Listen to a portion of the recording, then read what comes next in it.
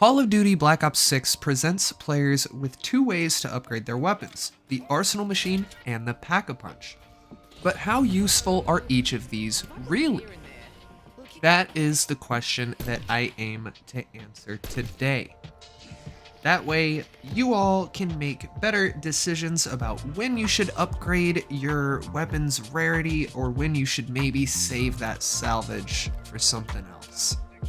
Originally, when I started looking into this, I thought that the Arsenal Machine was going to be the more valuable way to upgrade your weapon, since Pack-a-Punch can also do a load of other things, like increase your magazine size, increase your ammo reserve, some of the weapons it makes them explosive. So because Pack-a-Punch does so much more, I thought rarity would have a greater effect. We will see if I was right in a minute. So the way that I tested this was I just started up a game on Liberty Falls with the SWAT 556. I had it at level 1, so all I had was an optic on it, and I would just do one shot to the body and one shot to the head at a fairly close range. And then I just upgraded the weapon and kept repeating with different combinations of rarities and Pack-a-Punch levels until I had tested every rarity and Pack-a-Punch level combination. Now, I could show you all of the footage for all of that and talk through all of it, and the footage will be going through on screen. But I'm also just going to put up a chart right here.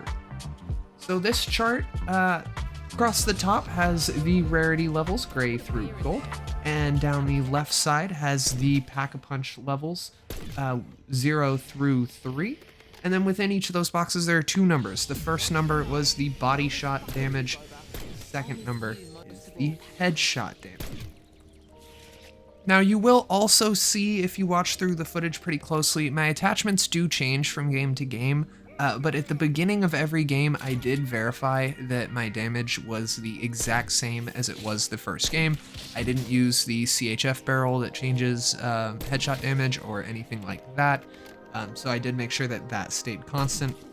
Also, I never used Deadshot, since that does increase headshot damage as well, and I made sure that the range was as consistent as I realistically could get. So I want to talk about Pack-a-Punch first, because the Pack-a-Punch results were very consistent across the board. It didn't matter which Pack-a-Punch level you were going to, it didn't matter what rarity your weapon was, every time you Pack-a-Punch, your weapon's damage doubled. It was really that simple. If you were going from no Pack-a-Punch gray, my headshot damage went from 175 to 350. If I was going from Pack-a-Punch to gold, my headshot damage went from 2800 to 5600. So it doubled every time. And so obviously Pack-a-Punch is going to have a more dramatic effect at higher rarities, because the higher rarities are going to have higher damage. But just from percentages, what percentage is your damage increasing? It does not matter the Pack-a-Punch level, your damage is doubled. Now, the Arsenal Machine, the rarity, that's where it gets weird. It gets really complicated, actually, because going from gray to green, we get a 50% increase, right? Which is pretty good. That's pretty solid.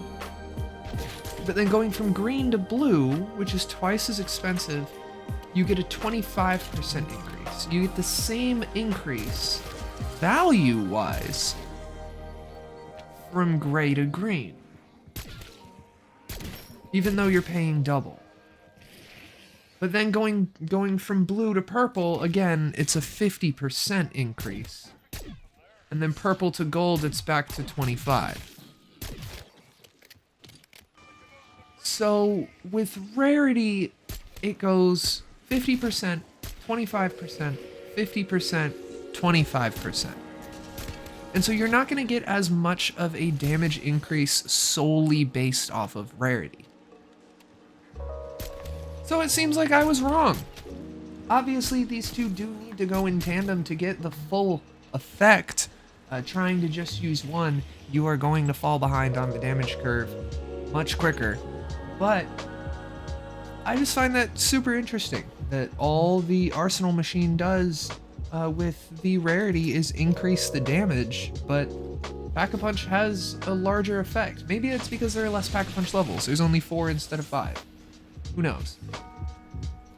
But anyway, thank you guys for watching. Keep an eye out on the channel for some other similar videos like this, as well as some guides for high round strategies, camo grinding strategies, and things of that nature. I hope to see you guys around soon.